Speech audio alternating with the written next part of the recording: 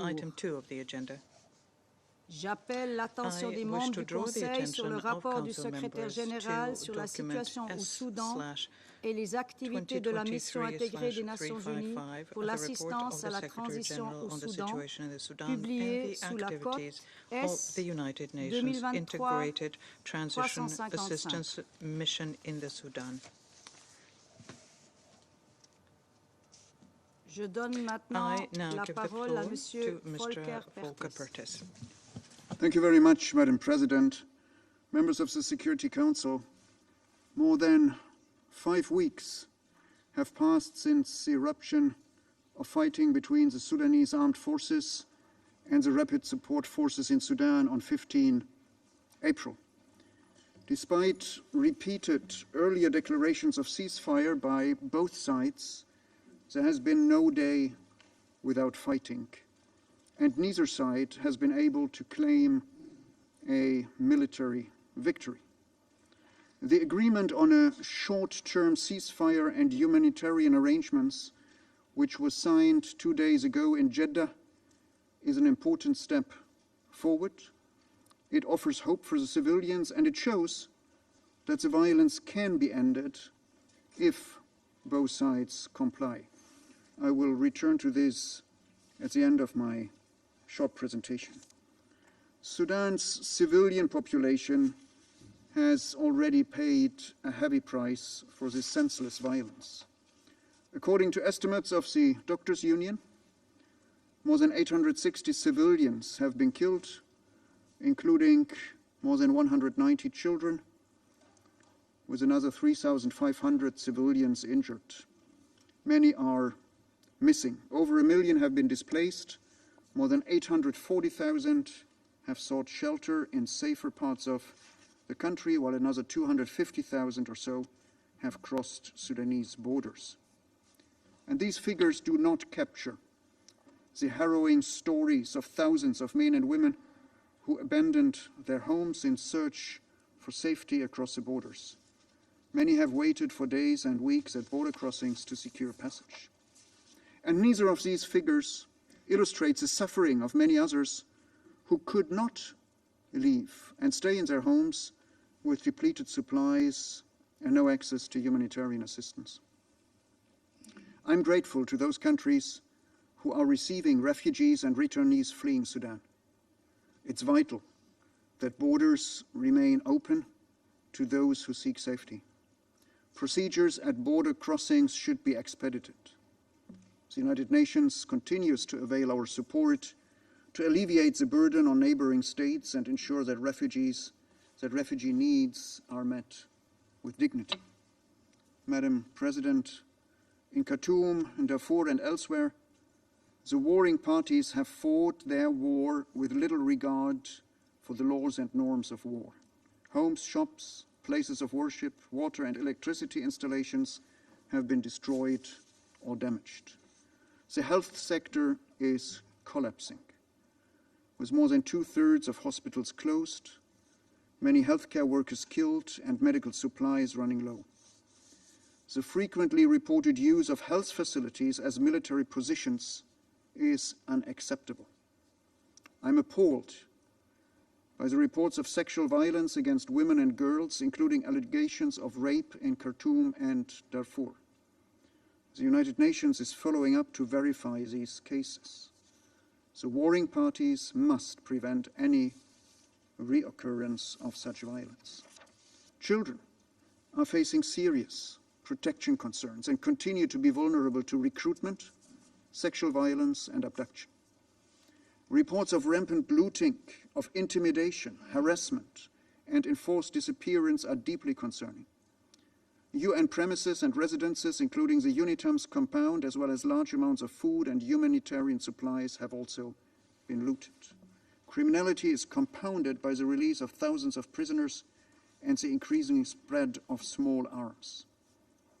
And I'm also concerned about reported death threats against political activists and leaders, about the arrests of Sudanese volunteers, and the intimidation of journalists. Excellencies, in parts of the country, fighting between the two armies or the two armed formations has sharpened intercommunal tensions or triggered conflict between communities. In Al Geneina in West Darfur, clashes between the Sudanese armed forces and the rapid support forces spiraled into ethnic violence on 24 April. Tribal militias joined the fight, and civilians took up arms to defend themselves. Homes, markets, hospitals were ransacked and burned, UN premises looted. In mid-May, renewed violence led to more death and destruction. Altogether, more than 250 persons were reportedly killed, and tens of thousands were displaced to neighboring Chad. The security situation is impeding the delivery of humanitarian aid. I continue to engage national and local leaders to de-escalate the situation. Worrying signs of tribal mobilization are also reported in other parts of the country, particularly in South Kordofan as well as the Blue Nile region.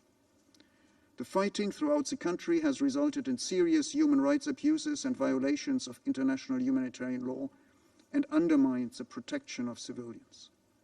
These violations must be investigated and the perpetrators must be brought to justice. The United Nations family continues to monitor and advocate for an end to all these violations. Members of the Council, some commentators have placed the blame for this conflict on the international community for not having seen warning signs. Others blame the political process or the framework agreement which intended to lead to a civilian-led government, or blame the international community for giving an outsized role in the process to the men with guns. But let us be clear. The responsibility for the fighting rests with those who are waging it daily. The leadership of the two sides who have chosen to settle their unresolved conflict on the battlefield rather than at the table. It's their decision that is ravaging Sudan, and they can end it. What has been happening on and since April 15 is precisely what the United Nations and our partners in the international community tried to prevent. Before and after 25 October, military takeover of 2021, we engaged diligently with the two military and with civilian leaders to persuade them to talk and to return to a meaningful transition to civilian rule through a political process. As the tensions grew amidst reports of a buildup of forces, I raised the alarm in my briefing to this Council here in March, and I urged the parties to de-escalate. In the 2 weeks prior to the outbreak of fighting, I, alongside with my partners in the trilateral mechanism and the Quad, intensified our engagement with the military leaders to de-escalate the situation. We coordinated these efforts with Sudanese civilians and also tried to mediate between the generals, to mediate between the generals, recognizing the gravity of the situation. And we asked regional actors to use their leverage with the two parties. Our efforts continued until the night before April 15, when we thought progress had been made, only to wake up the next morning to the reality that the parties had chosen war.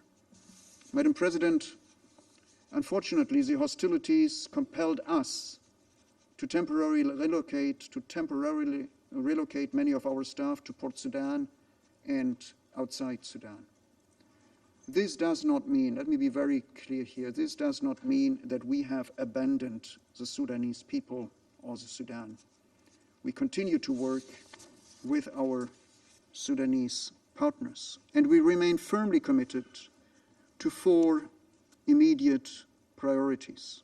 First, achieving a stable ceasefire with a monitoring mechanism. Second, preventing the escalation or ethnicization of the conflict.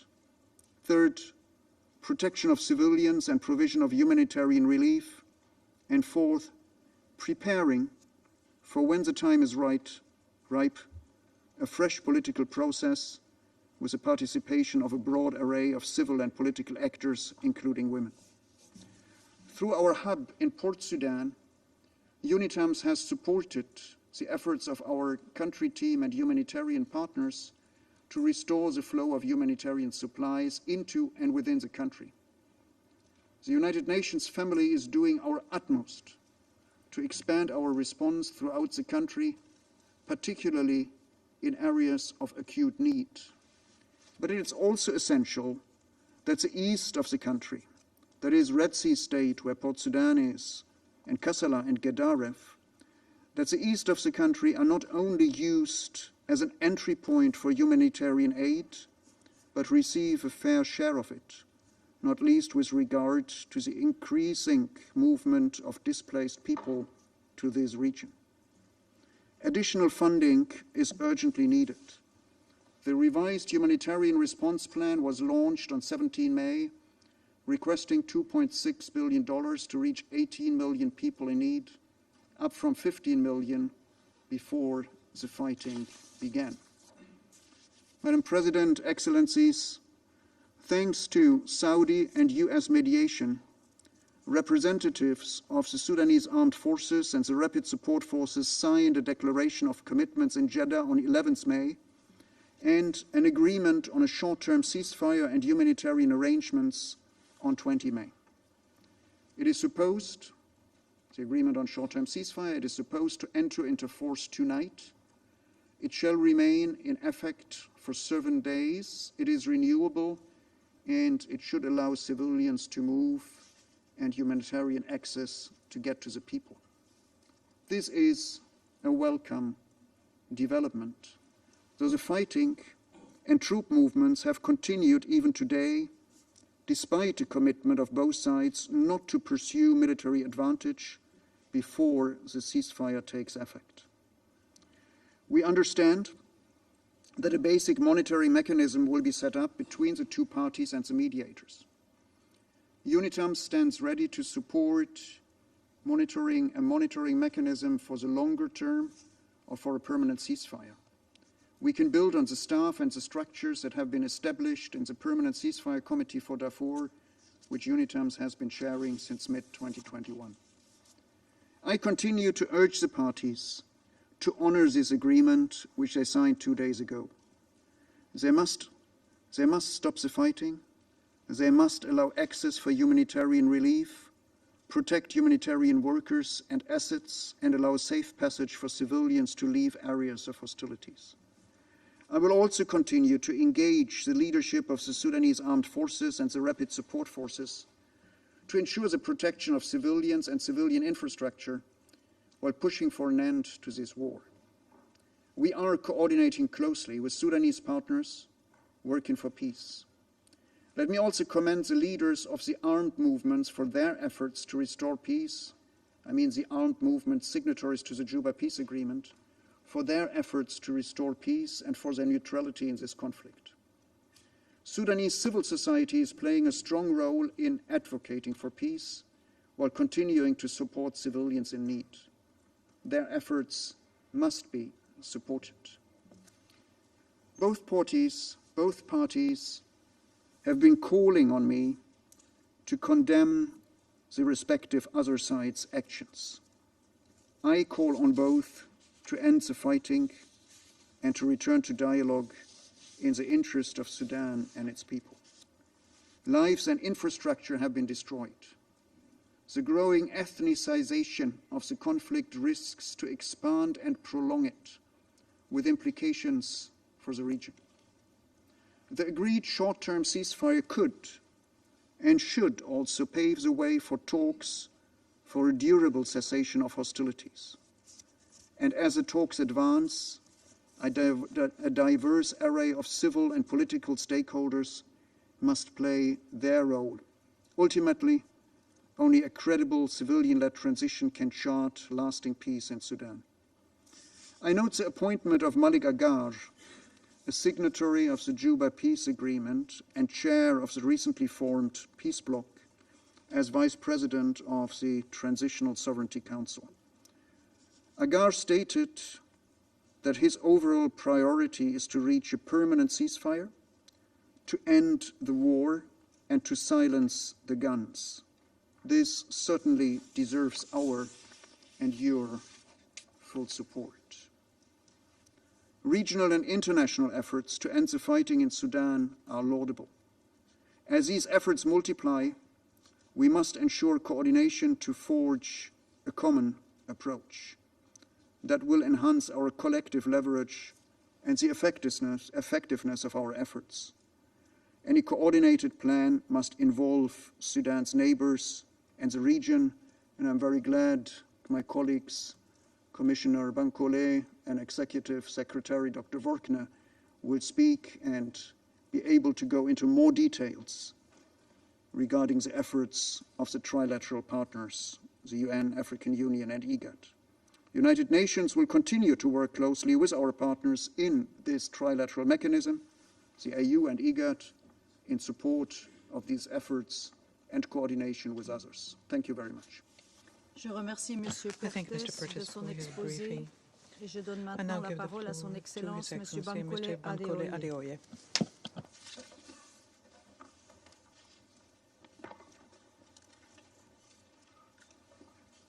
President of the Security Council, distinguished members of Council, on behalf of the African Union, at the outset, let me assure you, and through you, this esteemed organ, of the full cooperation of the African Union for the success of your deliberations and engagements on African issues, particularly Sudan.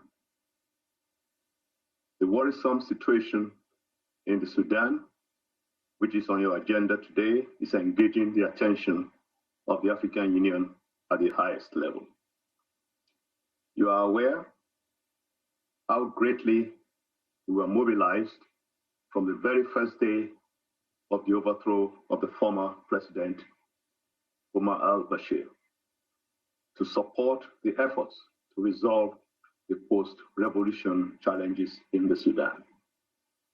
The AU, with the support of partners, worked to put in place a mediation arrangement that was expected to lead to an inclusive, smooth, broad-based political transition. The AU deployed active and effective mediation with the support of AU member states and development partners in 2019. In general, this was to the satisfaction of the Sudanese people and partners when an institutional transitional mechanism for a peaceful and balanced transition was established. Unfortunately, the acute internal contradictions worsened by fragmentation and polarization among the political and military actors in Sudan, coupled with a multiplicity of external interference, undermined the transition. And of course, this led to a stalemate, resulting in the irresponsible and senseless coup of 25th of October 2021. The AU condemned the coup and eventually, dictated by its normative principles and shared values, suspended Sudan while continuing to work with partners for a rapid restoration of constitutional order and a consensual transition. In doing so, we established the trilateral mechanism and collaboratively worked with the United Nations, IGAD, along with the AU. A political framework agreement, as you know, was signed in December 2022, and work was underway to ensure its extension to all political actors for more inclusivity. Madam President, however, the outbreak of hostilities on the 15th of April 2023 between the Sudanese armed forces and rapid support forces tragically dashed our hopes.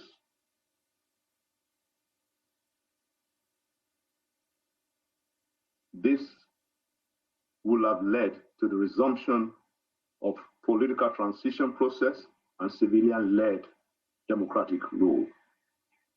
Since then, the AU has been working relentlessly to ensure an end to this current conflict. On the 16th of April, exactly one day after the outbreak of hostilities, the African Union Peace and Security Council convened to consider the crisis in Sudan. It condemned the fighting, called for an immediate and unconditional ceasefire, and requested the chairperson of the commission to use his good offices to ensure that the guns are silenced. On April 20, 2023, the AU Commission chairperson brought together key actors in the international community to coordinate and intensify their efforts for an immediate ceasefire, as well as humanitarian assistance and the resumption of the political process.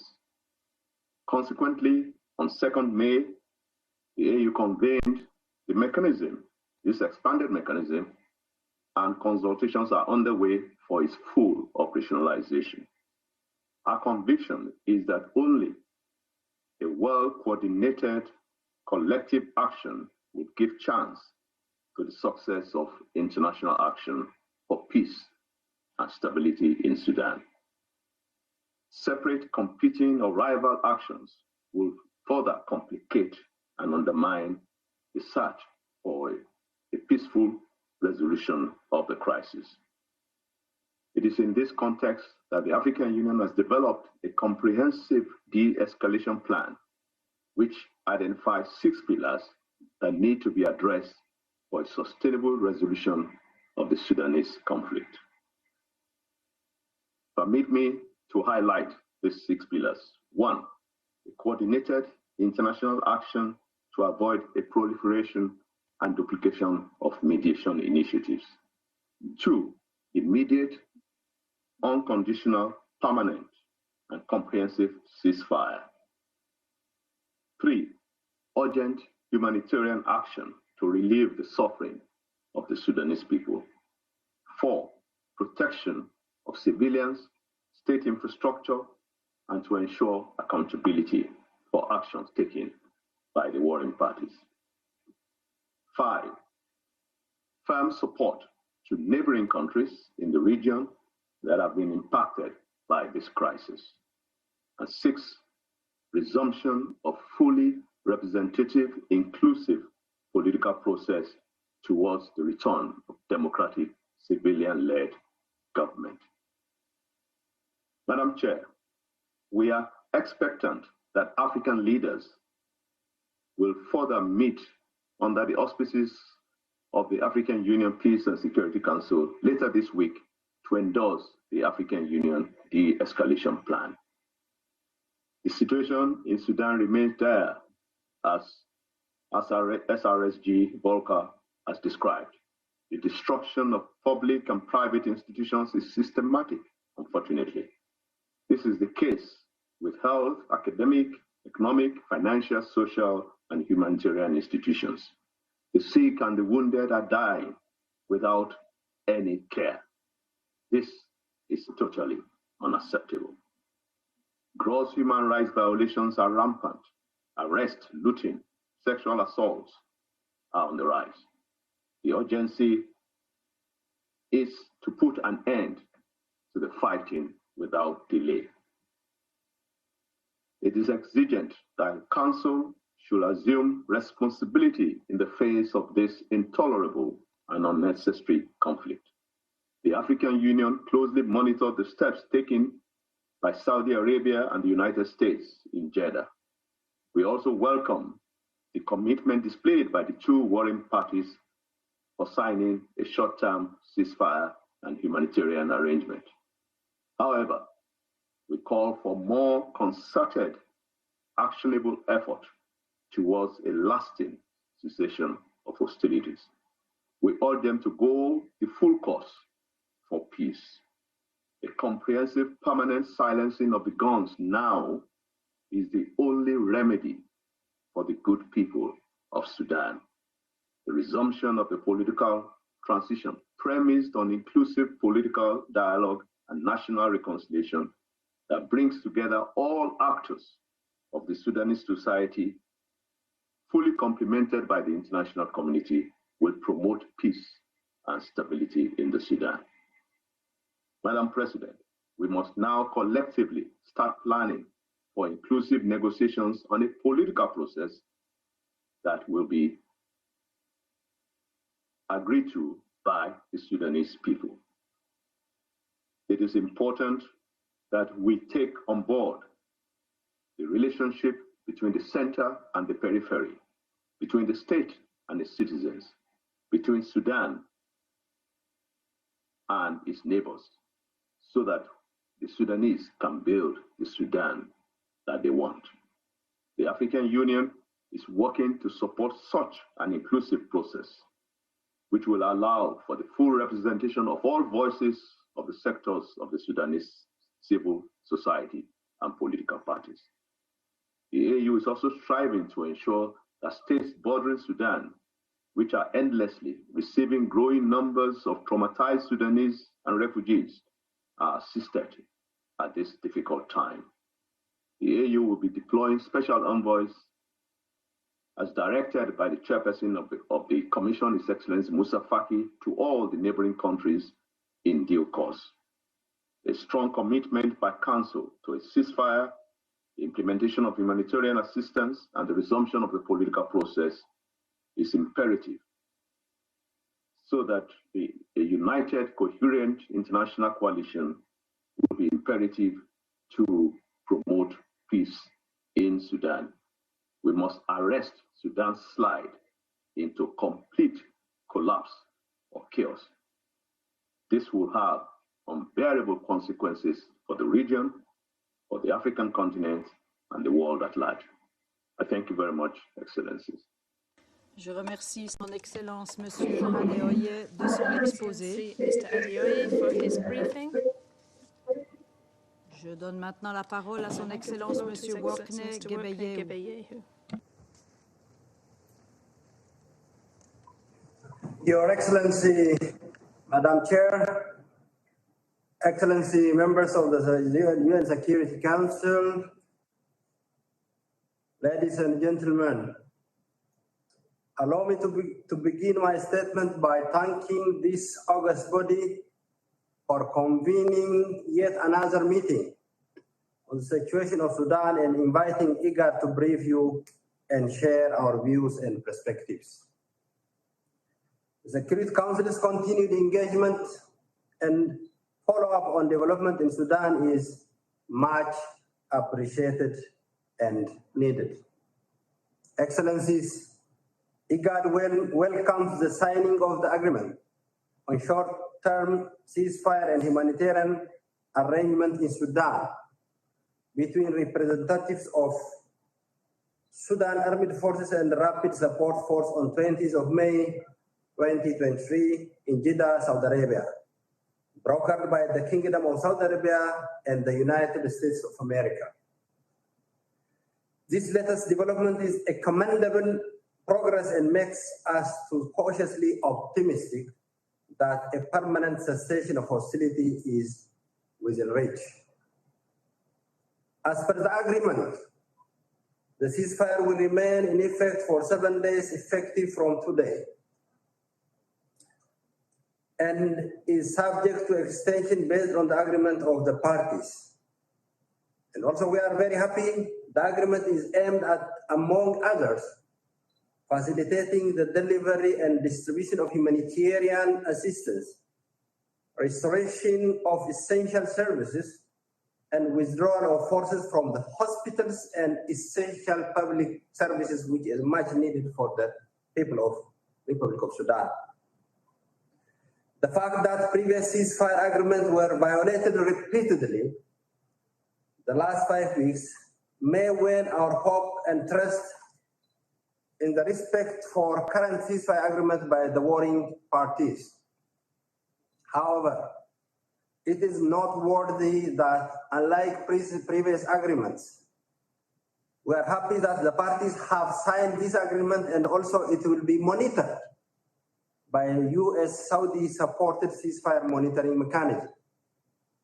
Irrespective of challenges that may be faced in the implementation, it is progress worth capitalizing and building upon.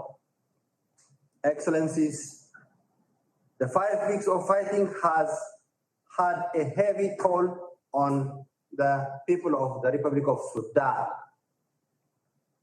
Reports indicated, as SRG Volker has indicated, this is the beginning of a very big challenge that the people of Sudan is facing. Unless and otherwise, we collectively stop this violence and conflict. The longer the fighting takes, the higher the toll would be. It will also further complicate and compound the crisis as a new internal and external actors may be involved in the conflict. Most importantly, shortage of food, medical facilities, and service will exacerbate the humanitarian crisis. Besides the people of Sudan, Your Excellencies, neighboring countries are also feeling the burden of the war as they are hosting thousands of refugees. And these are countries who are either emerging out of the conflict or are facing serious economic and humanitarian crisis by themselves. For instance, the Republic of South Sudan, which has close economic and social ties with the Republic of Sudan, has been impacted by the conflict as the price of goods has spiked and the purchasing power of the South Sudanese pound has weakened since the conflict broke out in the Republic of Sudan. It is due to the close historical, social and economic ties that the IGAD member states have with the Sudanese, as well as the direct impact that the war is having on these countries as a result of the geographical proximity that IGAD has been actively working together with other partners, organizations, and states to secure ceasefire. In this regard, the high-level IGAD delegation led by His Excellency Salva Kiir Mayardit has been engaging the warring parties on a daily basis and consulting and coordinating with regional and international actors. On 17th and 18th of May, I was in Juba, South Sudan, to encourage His Excellency President Salva Kiir on his commitment to lead IGAD's efforts to resolve the crisis in Sudan and also exchange views on the next step to be taken to silence the guns in the Republic of Sudan. I call on the international community to support and complement these efforts in coordinated manner. Excellencies, despite our limited capacities and resources, IGAD and its member states are doing whatever is possible within our reach to support the people of Sudan. Neighboring countries have also sent humanitarian assistance. Countries like Ethiopia, South Sudan, Djibouti have also played a key role in the evacuation of staff and citizens of diplomatic missions and international organizations based in Sudan.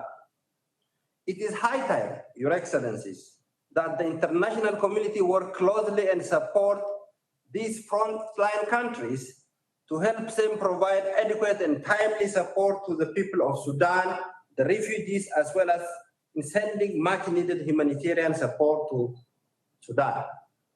While I appreciate and commend the Kingdom of Saudi Arabia and the United States of America for their relentless effort in facilitating the Jeddah talks, I encourage them to involve and engage the trilateral mechanism as the entity trusted by regional, continental, and international community to facilitate a political process in the Republic of Sudan.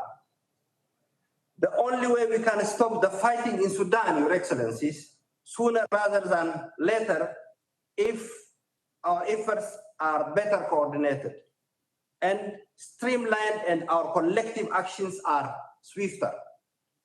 We all have one purpose and goal in Sudan: to silence the guns and resume the inclusive Sudanese-led, Sudanese-owned political process that will pave the way toward the formation of civilian-led transitional government. Let us put our heads and hands together to support the Sudanese people quest for durable peace and democracy. As the experience from the region shows, chances of the success are higher when efforts are coordinated and neighboring states are actively involved and engaged in finding solutions. I would like to end my remarks by reiterating IGAD's unwavering commitment to continue working and coordinating closely with the United Nations and other continental and international actors, as well as the Kingdom of Saudi Arabia and the United States of America towards achieving permanent ceasefire and resumption of the inclusive political process in Sudan. I thank you very much. Je remercie son Excellence Monsieur Gebeyehu de son exposé. Et je donne maintenant la parole aux membres du Conseil qui souhaitent faire une déclaration. Et j'invite le représentant du Royaume-Uni de prendre la parole. Thank you, President. And thank you, Special Representative Guterres, Commissioner Bankole, and Executive Secretary Workney Gebeyehu for their briefings.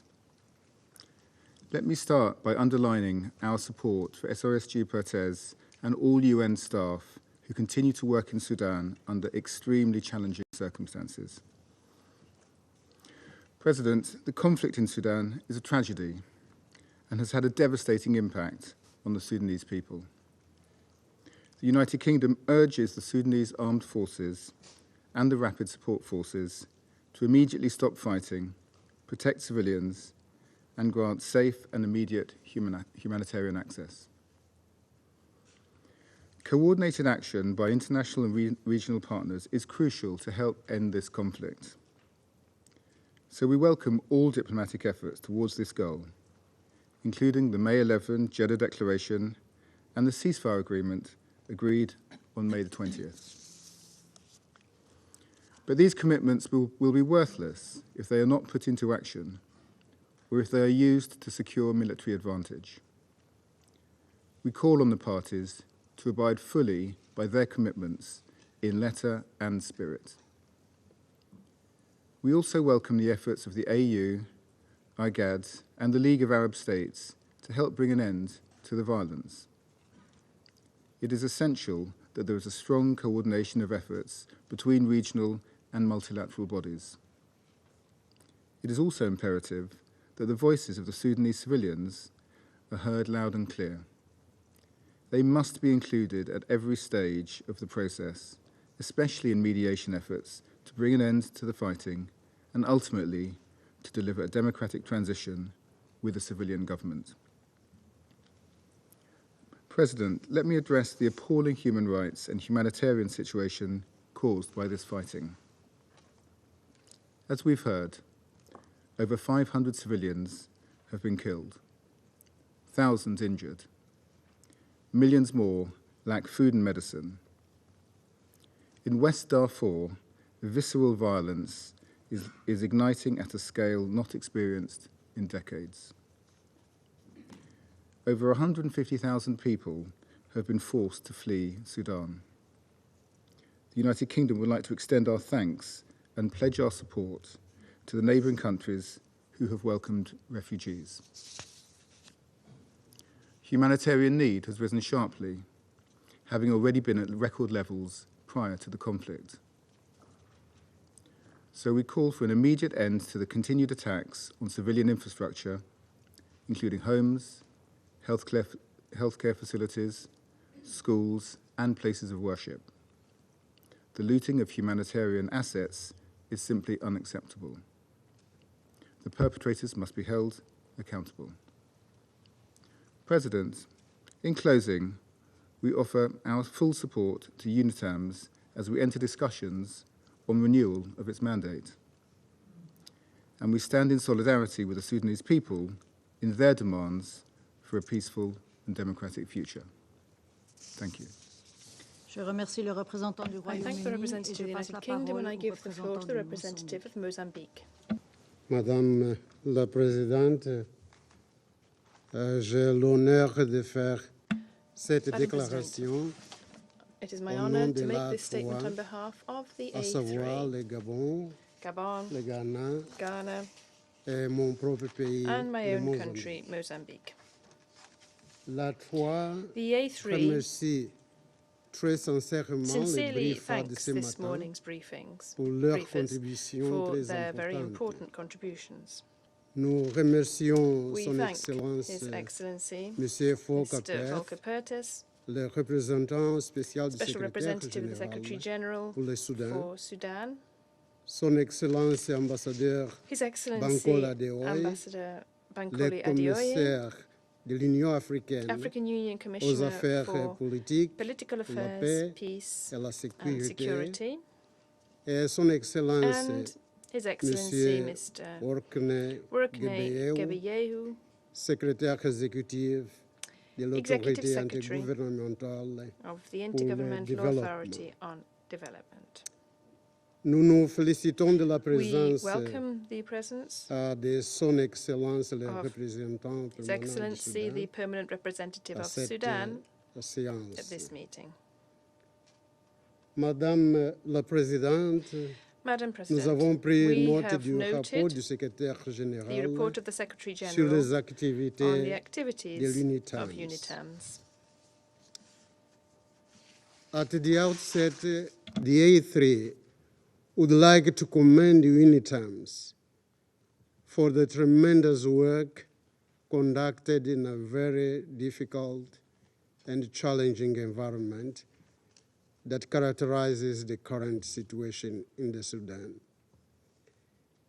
The invaluable work of UNITAMS with the cooperation of the Sudanese authorities has facilitated the evacuation of civilians, diplomatic personnel, and humanitarian workers from areas of intense fighting in the Sudan.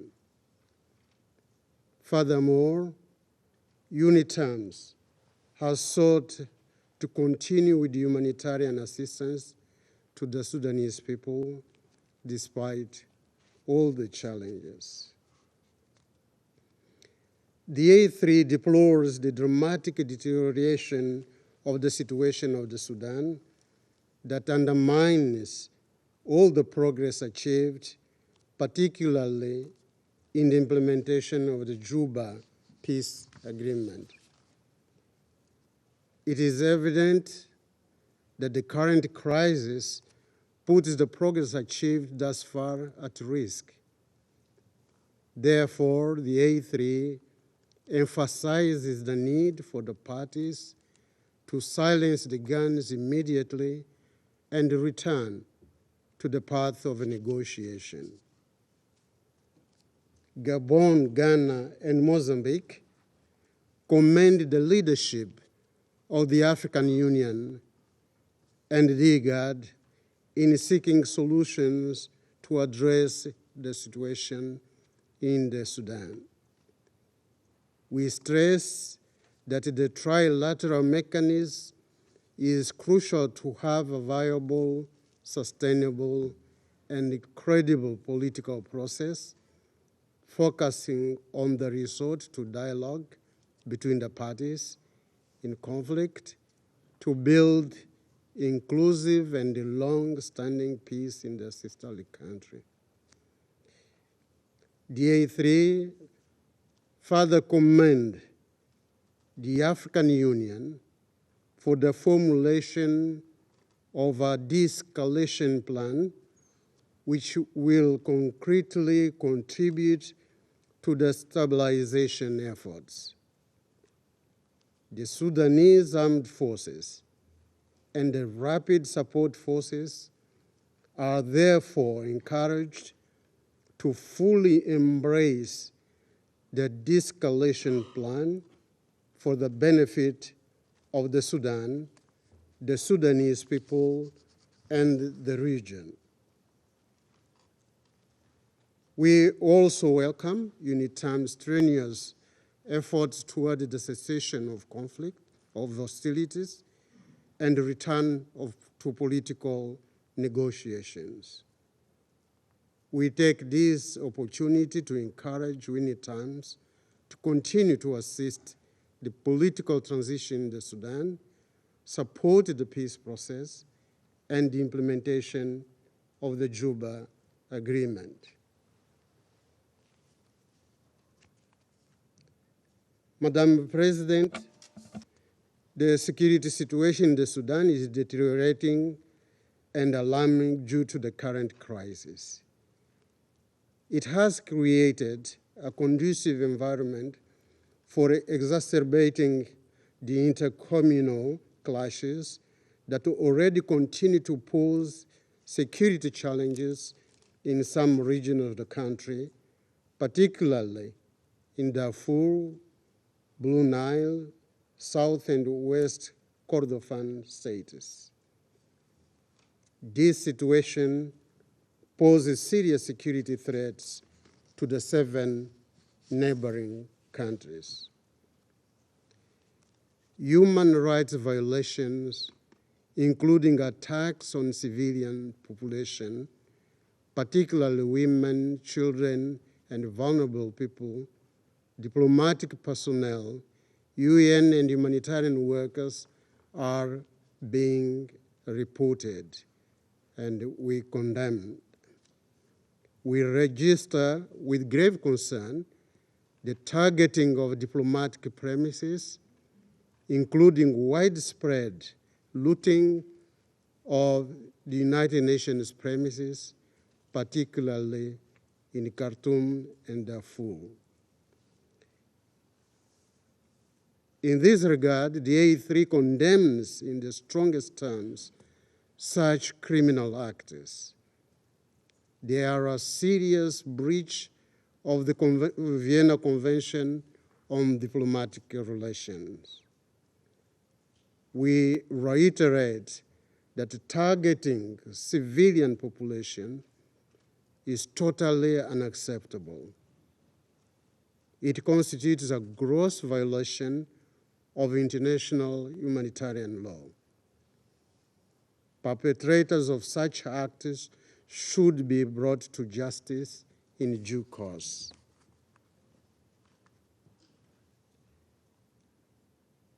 Ghana, Gabon, and Mozambique are deeply concerned about the spillover effects of the current crisis in the neighboring countries, including the increase of cross-border flows of refugees, which may lead to increase of violence. In this context, there is a need for a stronger collaboration between UNITAMS and other UN missions and entities operating in the region in order to properly identify early warning signs of escalation of violence in the region. Madam President, the humanitarian situation was already dire in the Sudan. With the eruption of these armed confrontations and the disruption of chains of supply of several products associated to the already socioeconomic vulnerabilities, the humanitarian situation has become worse. The Secretary-General's report indicated that more than 700,000 people have been internally displaced, most of them coming from Khartoum, West Darfur, and South Darfur. With the current crisis, more than 150,000 people are estimated to have left the Sudan. In order to respond to the humanitarian crisis, the A3 reiterates the appeal for sustained support for the 2023 humanitarian response plan for the Sudan. The plan targets 12.5 million people through more than 200 projects in key sectors such as education, health, child protection, gender-based violence, and nutrition. We also encourage humanitarian assistance through other multilateral and the bilateral mechanisms, paying particular attention to the socioeconomic situation in the Sudan. The A3 welcomes all efforts aimed at achieving a humanitarian truce and the establishment of humanitarian corridors. We call for better coordination of all the actors and stress the need to ensure that humanitarian assistance is provided in the Sudan as well as in the neighboring countries in compliance with the guiding principles governing the delivery of humanitarian aid.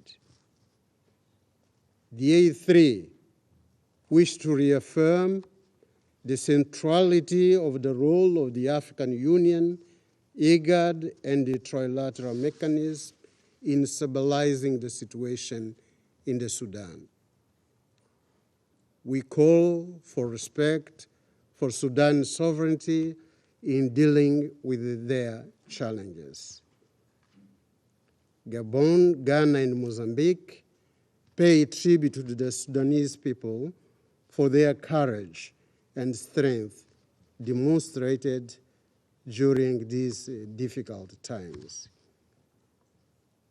While paying tribute to the Sudanese people, we wish to state that the Sudanese parties must not lose sight of the central objective of resuming the transition process towards an inclusive, democratic, civilian-led transition government that is able to address the acute political and economic recovery of the country. We urge the Sudanese people to refrain from acts of violence and tread the path of national unity, reconciliation, and the building of the peace in the country. I thank you, Madam President. Je remercie le représentant du I Mozambique thank the et representative j'invite of le Mozambique représentant and du I invite the Brésil à prendre la representative of parole. Brazil to take the floor. Thank you, Madam President. Let me start by thanking Special Representative Pertz, Commissioner Adeoye, and Executive Secretary Gebeil for providing essential briefings today. I welcome Ambassador Idris Mohammed and Sudan's delegation to this meeting. I also commend the tireless work of UNITAM's, African Union, and IGAD personnel in a highly demanding situation. Madam President, Brazil is concerned by the humanitarian challenges provoked by over a month of continuous armed conflict. We stand in solidarity with the people of Sudan. Excuse me. We commend the communities who have assisted fleeing families in every corner of Sudan and Egypt, Chad, the Central African Republic, South Sudan, and Ethiopia. We commend the vital work of the UN personnel and the humanitarian agencies on the ground. I convey our appreciation for the adjustments Special Representative Pertz and UNITAMS have made since 15 April to implement the mission's mandate. Madam President, as argued by the Secretary-General in his latest report, Sudan's rapid descent into deadly conflict is a terrible setback for the country. We believe another terrible setback would be the insistence on solving the current conflict through military means. The United Nations, the African Union, IGAD, the League of Arab States, and virtually all partners of Sudan have called for ceasefires and truces precisely because military means will not solve the root causes of the ongoing conflict. We also endorse the Saudi-American initiative that led to the declaration of commitments to protect the civilians of Sudan. We echo the trilateral mechanism and welcome the short-term ceasefire and humanitarian arrangements agreed upon on Saturday in Jeddah. Madam President, we call on the SAF and the RSF to exercise maximum restraint and uphold the truce. We encourage them to use negotiation, mediation, dialogue, and peaceful conflict resolution tools. These instruments are all means to achieve peace in Sudan, and an end that we are convinced profoundly interests the parties to the conflict and the Sudanese people. We thus emphasize that negotiation between the RSF and the SAF is not surrendering from any side. Negotiation is instead the first step to halting the current military clashes, providing adequate protections for millions of civilians in Sudan, and avoiding additional damage to essential civilian infrastructure in Khartoum, Omdurman, Darfur, and elsewhere.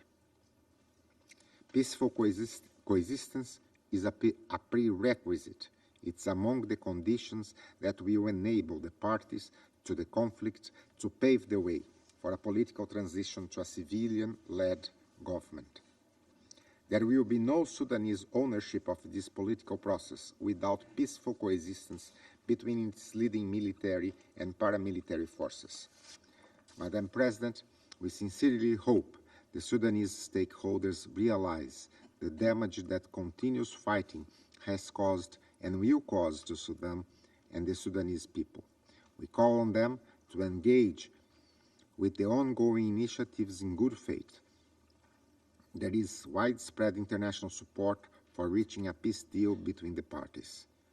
The African Union, IGAD, the League of Arab States and partners of Sudan have led the primary initiatives to reach a ceasefire. The next step is silencing the guns, and once and for all. I thank you. Je remercie le représentant du Brésil et je donne maintenant la parole au représentant de la Chine. 主席女士， Madam President, 我感谢佩尔特 I 斯特 thank 别代表 SRSG Pertis 和非盟一加特代表的通报， and the representatives of 欢迎苏 AU 丹 and 常驻代 IGAD for 表 their 出席 briefings. 今 I 天的会 welcome 议。 the permanent representative of the 苏 Sudan 丹 at 爆 this 发武 meeting. 装冲突已经 Armed 1个多 conflict 月， in the Sudan has been 战 going 火 on for 仍 over 在 a 多 month, 体延 with 大， fighting 伤 raging 亡 in 人 many 数不 places 断攀升， and casualties 人 on 道 the 局势 rise, 持续恶 leading 化。 to 中方 worsening 对此 humanitarian 深感痛 situation. 心。 China is deeply saddened. 作为苏丹的好朋 As 友 a、good 好伙 friend 伴， and good partner 我 of 们 the 衷心 Sudan, 希望冲 we 突双 sincerely 方 hope that 能 the 以 two 国家 parties 和 to the 平和 conflict 人民 will 福 give 祉为重， priority to Sudan's 尽 peace 快 and the 停火 well-being 止 of 战， its population, 通过对 stop 话谈 hostilities 判 as soon 化 as 解分 possible, 歧。 and resolve differences through 中方 dialogue 注意 and 到， negotiation. 冲突 China 双 has 方多 noted 次达 that the 成 two 临 parties 时 to the 停火， conflict have reached 并 temporary 于上 ceasefire 周 on 在 multiple 吉 occasions 达签 and 署 signed the agreement 短 on 期 short-term 停火和人 ceasefire 道 and 安排协 humanitarian 议。 arrangement in Jeddah last 当务之 Saturday. 急是确 The 保有 pressing 关 task 承诺 is to 落实 ensure 到位， implementation of 切 commitments 实保 to 护平 protect 民 civilians 和 and 民用 civilian 设施安全， infrastructure, 为人道 and 救 to 援 provide 和 security 人员疏 guarantee 散 for 提供 and 安全保 facilitate 障和工作 humanitarian 便利。 assistance and evacuation. 我们希望冲突 We 双 hope 方 that the 延 parties 续 to the 对话 conflict 势头， will continue the 争取 momentum 达 of 成更 dialogue, 加持久 strive 的 for a 停火 more 方案 durable 和政治安 ceasefire 排， and political arrangement, 推动苏丹 and 国 bring 家 the 发展 country's development 重回正 back 轨。 on track. 中方赞赏和支持 China 阿 commends 盟 and、supports 非 the 盟、 Arab League, 伊加 AU, 特等 IGAD, 地区 and 组织 other 和有 regional 关国家 organizations and 为 relevant 劝和 countries 促谈 for their 发 key 挥的 role 关 in 键作用。 promoting peace talks. 呼吁联合国 We 和 call on the 国际 UN 伙伴 and 支 international 持和 partners 配合 to 地区 support 组 and 织的努力， cooperate with regional 为地 organizations 区开展 with a 斡 view 旋 to 提供 providing the 必要的时 necessary 间和 time 空 and 间。 space for regional mediation. 苏丹局势 The 发展至 developments 此， in the 再次 Sudan 表明， have once again 解 demonstrated 决苏丹问 that 题需 a 要从 solution 内 to the 部 question of the 寻找 Sudan 解决 can 方案， only be found from 外部 within the 干涉、 country. 单边制裁 External 不但解决不 interference 了问题， or unilateral 反会 sanctions 激 will 化 not 矛盾， solve the problem, 加 but will 剧政 instead 治社会危机。 intensify tensions and aggravate 国际 political 社 and 会 social crises. 要汲取教训 The，international community 有 needs 关 to 方 draw 面 a 应该 lesson. 认真反 Relevant 思， parties should 不应进一 seriously 步扩 reflect 大 on the 单边 current 制裁， situation and refrain 不 from 要在错 expanding 误的道路 unilateral 上 sanctions 越走 and 越 thus 远。 going further down the wrong path. 主席女士， Madam President, Since the outbreak of the conflict, the already fragile economic and humanitarian situation in the Sudan and its neighboring countries has become even more worrisome. According to the data from the UN, as a result of the conflict, over 700,000 people have become IDPs, over 200,000 people have fled to neighboring countries, and some 25 million people are in need of humanitarian assistance. China commends Sudan's neighbors for hosting a large number of Sudanese refugees, despite difficulties they themselves face, and calls on the international community to step up assistance to Sudan and its neighbors to alleviate the spillover impact on the region. China supports the UN in communicating and coordinating with the Sudan and its neighboring countries on humanitarian issues to help the regional countries with their response capacity and ease humanitarian pressure. Madam President, the mandate of UNITAMS will expire in early June. In view of the current situation, UNITAMS will face considerable challenges in its future work. The Council's original intention in authorizing UNITAMS was to assist at the request of the Sudan with its completion of political transition. Therefore, in the discussion on the mandate of UNITAMS, the opinions of the Sudan are fundamentally important. China encourages the pen holders to stay in close touch with the Sudan and fully respect its views. This is not only conducive to the smooth work of UNITAMS in the future, but also to the long-term cooperation between the UN and the Sudan. Thank you, Madam President. Je remercie le représentant de la Chine et j'invite le représentant de l'Équateur. Gracias, señora presidenta. Thank you, Madam President. Quisiera comenzar agradeciendo al representante especial del Secretario General, señor Volker Perthes, por su intervención y por el trabajo de la UNITAM en un medio tan complicado y difícil. Así como las exposiciones del señor Bankole Adeoye y del señor Brokel Ebuyehu. Reconocemos la presencia también del representante permanente de Sudán en esta sala. Ecuador se solidariza con el pueblo de Sudán, así como con las familias de las víctimas, incluidos los trabajadores humanitarios que han perdido la vida en este conflicto. Han pasado ya 37 días desde el inicio de la violencia armada en Sudán, que deteriora la ya precaria situación humanitaria de la población civil, con un impacto diferenciado en las mujeres y niños. El Consejo de Seguridad no puede ni debe permanecer inmóvil ante esta situación y debe llamar a las partes en conflicto a cesar inmediatamente las hostilidades y los actos de violencia.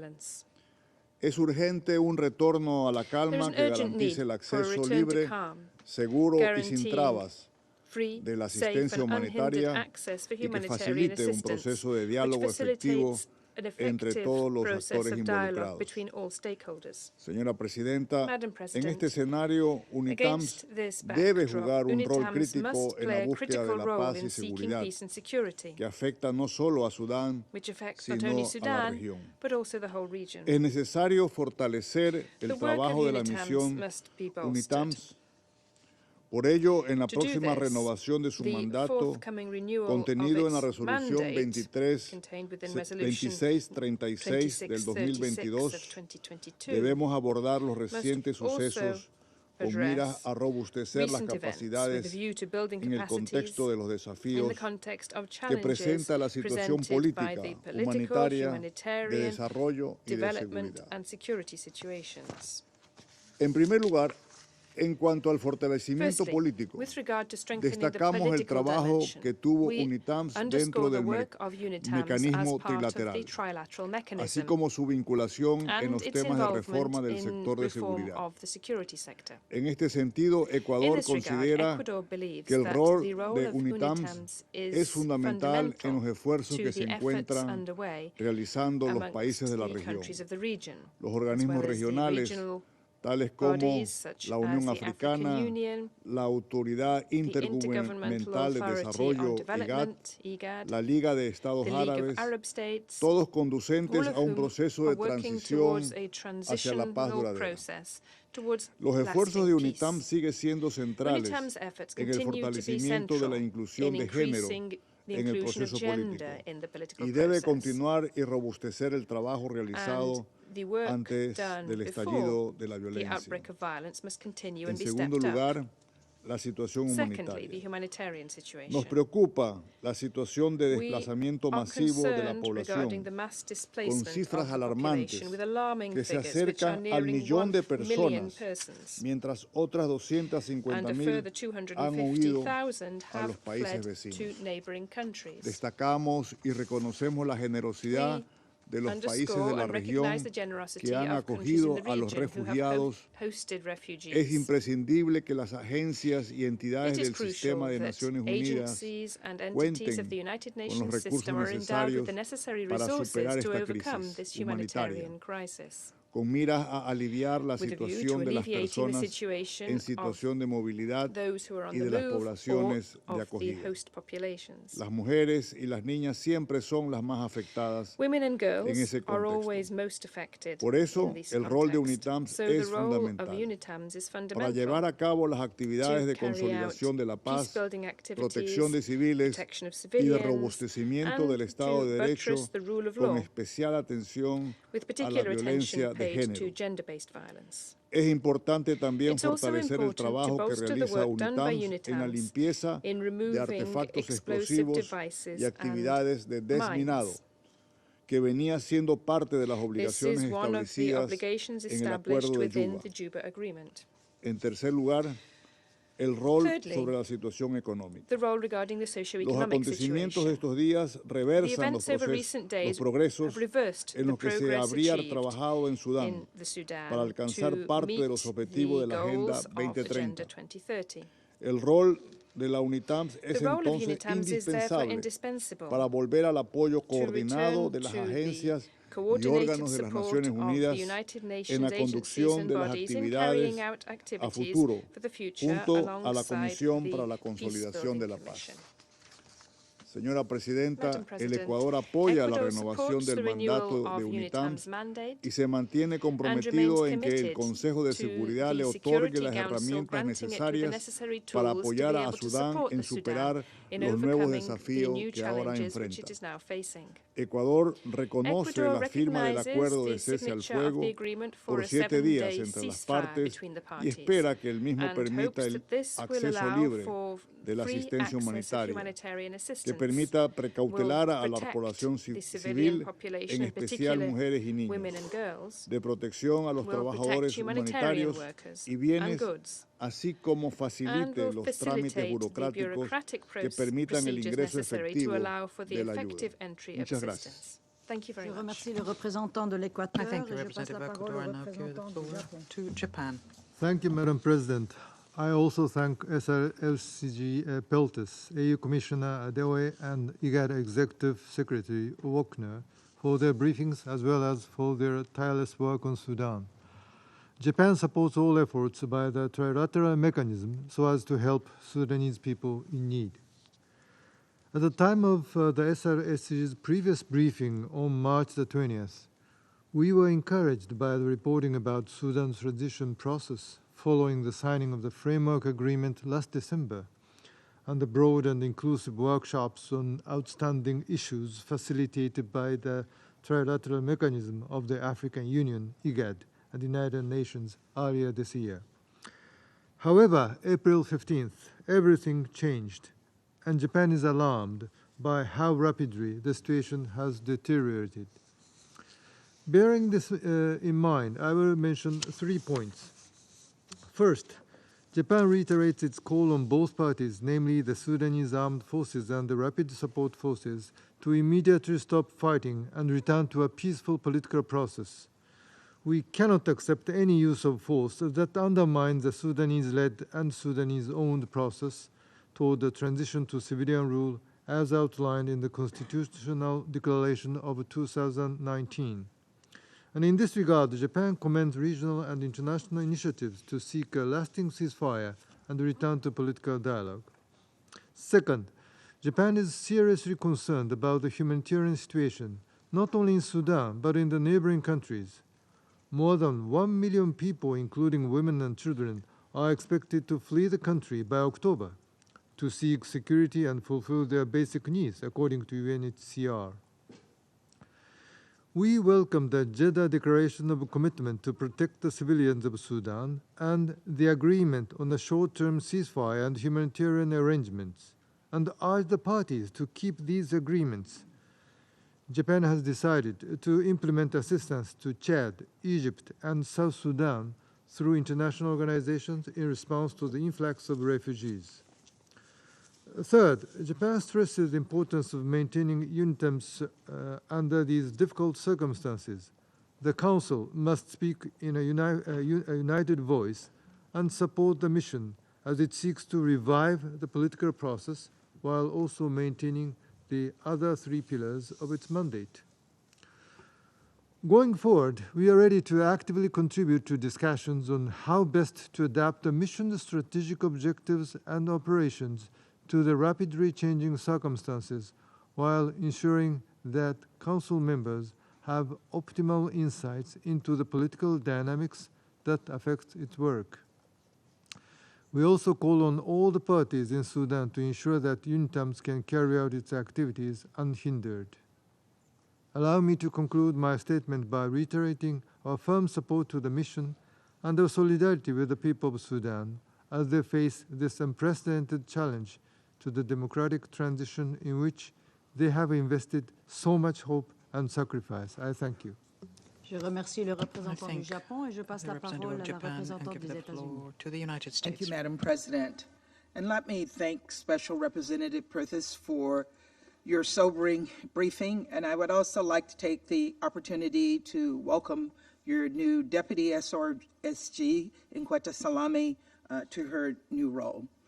I welcome the participation of the AU Commissioner, as well as the IGAD Executive Secretary, and also the PR from Sudan.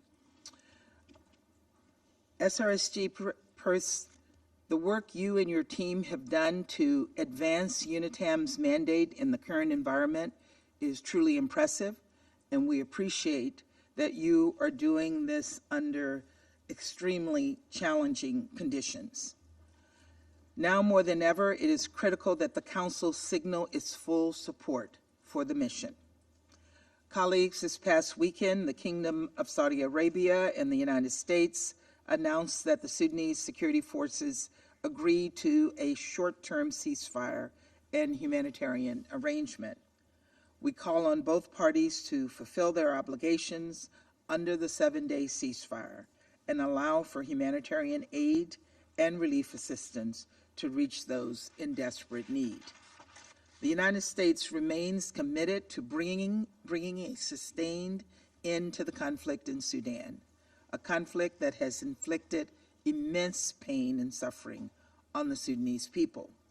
We have heard disturbing reports of attacks on civilians, airstrikes on hospitals, sexual and gender-based violence, and looting. We must all do our part to bring about peace and stability, and we must do so with urgency. There is no time to waste. To this end, we are in close cooperation with our partners, including the Kingdom of Saudi Arabia, the African Union, IGAD, the League of Arab States, and partners in the Quad, Troika, and Friends of Sudan. The United States welcomes the May 11th Declaration of Commitment to protect the civilians of Sudan, which recognize the obligations of both sides under international humanitarian law to respect human rights and facilitate humanitarian assistance. These obligations align with the goals and intent of the AU's April 20th communique and support the AU's forthcoming roadmap for de-escalation. As we work toward peace, the United States is committed to addressing the dire humanitarian needs on the ground. More than 24 million people are now in need of humanitarian assistance, a 57% increase over previous estimates. Humanitarian agencies, national NGOs, civil society organizations, professional unions, and neighborhood-based resistance committees are going to incredible lengths to deliver food, provide medical care, resupply hospitals, and support evacuations. But they cannot do this heroic work without unhindered humanitarian access. All parties must allow for immediate, safe, and unhindered humanitarian access for those in need and those displaced by the fighting. We support the UN's leadership in marshaling resources for the Sudanese people, including through the newly revised Humanitarian Response Plan, and we look forward to closely coordinating efforts. For our part, the United States is committed to helping support the needs of the more than 250,000 people who have crossed into neighboring countries in search of safety, and the more than 840,000 people who are displaced inside Sudan and cannot leave due to fighting, fuel shortages, or fear. At the same time, we must not forget the needs of the 1.1 million refugees who were in Sudan prior to the fighting. We appreciate and commend the work of neighboring countries that have welcomed Sudanese arrivals. And we encourage all countries to ensure that refugees and asylum seekers have access to protection and can eventually return to their countries of origin voluntarily and when conditions permit. Finally, I'll note that the United States continues to engage with Sudanese civilian leaders, resistance committees, and civil society to establish a civilian-led democratic government as soon as possible. The United States stands with the people of Sudan as they push for freedom, peace, and justice under civilian democratic rule, and we continue to send a clear message to Sudanese security forces in this senseless conflict once and for all. Thank you, Madam President. Je remercie la représentante des États-Unis. Je passe la parole à la représentante des Émirats Arabes Unis. Thank you, Madam President. I wish to begin by thanking our briefers today for their very comprehensive updates on the developments in Sudan, and I welcome the participation of the Ambassador of Sudan in this meeting. The UAE welcomes the short-term ceasefire and humanitarian arrangement agreed and signed in Jeddah over the weekend. The agreement reinforces the Jeddah Declaration of 11th May and forms part of a step-by-step approach agreed by the parties. We thank the Kingdom of Saudi Arabia and the United States for their extensive efforts in facilitating these important developments. We urge subsequent talks to improve the security and humanitarian condition for civilians on the ground, leading to the necessary political solution to this crisis. And in the meantime, we stress that the details of the recent agreement must be fully implemented.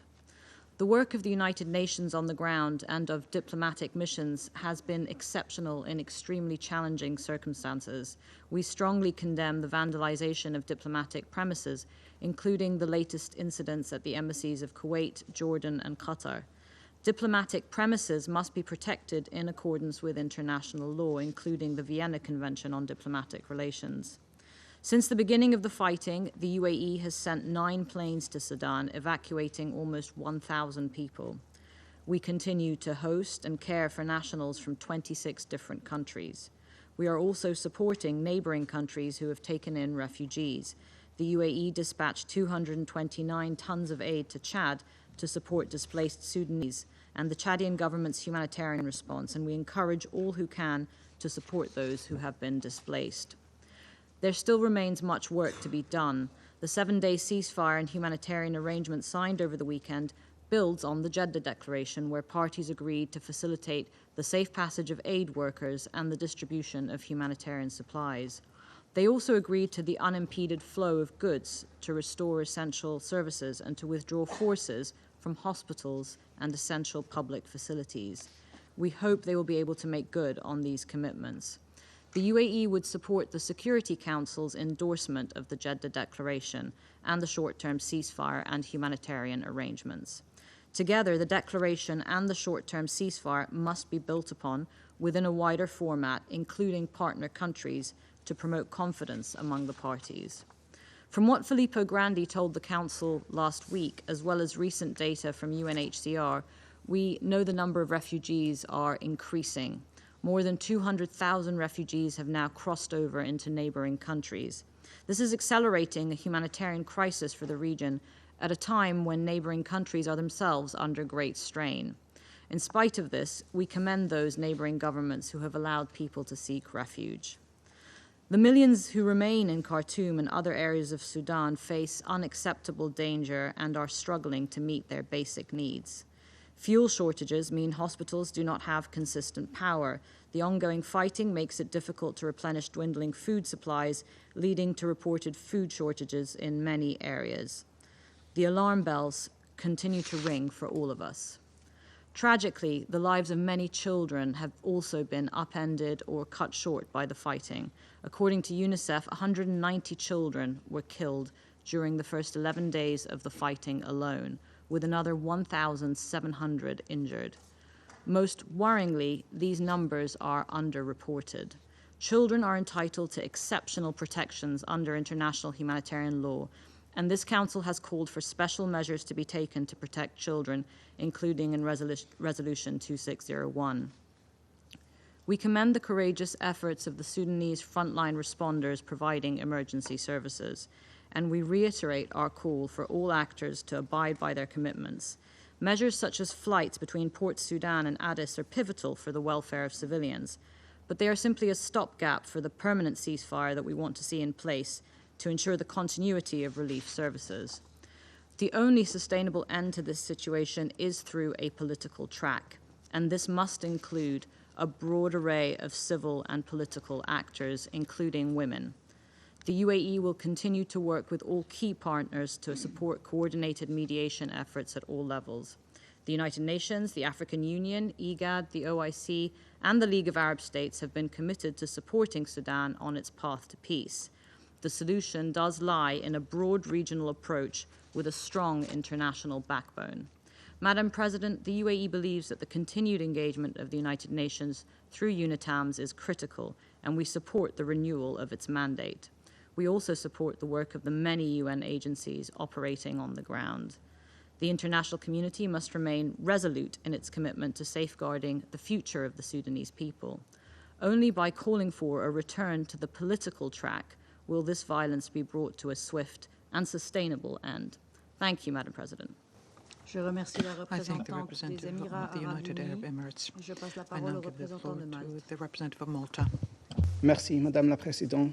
And I also thank Special Representative Perthes for his briefing today, as well as Commissioner Adoye and Executive Secretary Gebeyehu for their briefings.